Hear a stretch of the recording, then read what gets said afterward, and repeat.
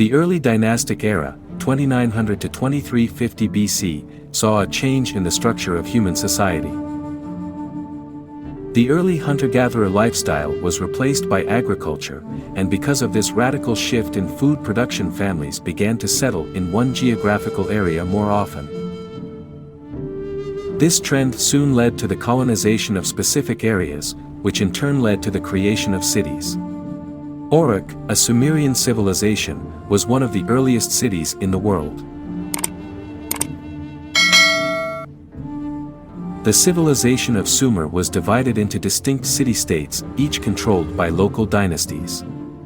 This trend was again broken by the following period, 2350 to 2150, which is named after the city of Akkad. The Akkadian Empire was the first multinational entity, making it the largest empire of its day. The language of the Akkadians was already in use before the rise of the Akkadian Empire, notably in the wealthy city of Mari, where vast cuneiform tablets have helped define events for later historians. The city itself is still shrouded in mystery because no one knows where the city of Akkad was located, how it rose to prominence, or how precisely it fell. Yet, at one point, it was the seat of the Akkadian Empire, which ruled over a vast expanse of the region of ancient Mesopotamia. It is known that Akkad was a city located along the western bank of the Euphrates River, possibly between the cities of Sippar and Kish. The Akkadians, although ancient, were not primitive.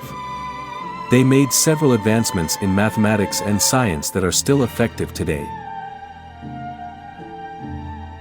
They had a highly advanced system for record keeping in which they used a complex array of logogram writing, where the symbols represents a concept instead of depicting sounds.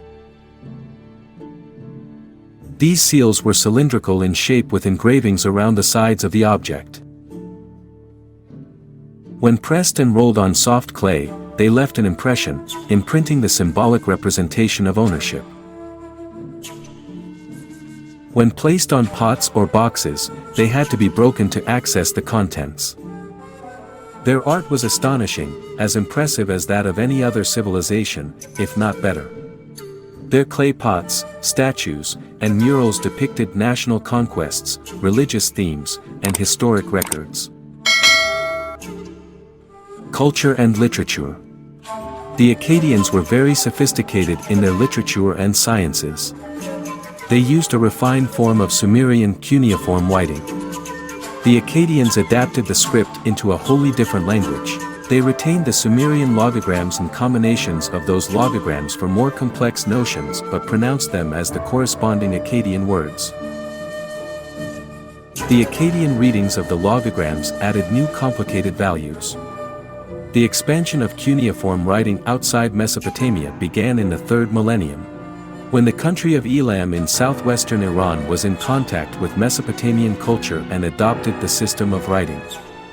In the 2nd millennium, the Akkadian of Babylonia frequently distorted and brought varieties to the writing system, because it became a lingua franca, meaning the international language, of the entire Middle East, and cuneiform writing thus became a universal medium of written communication.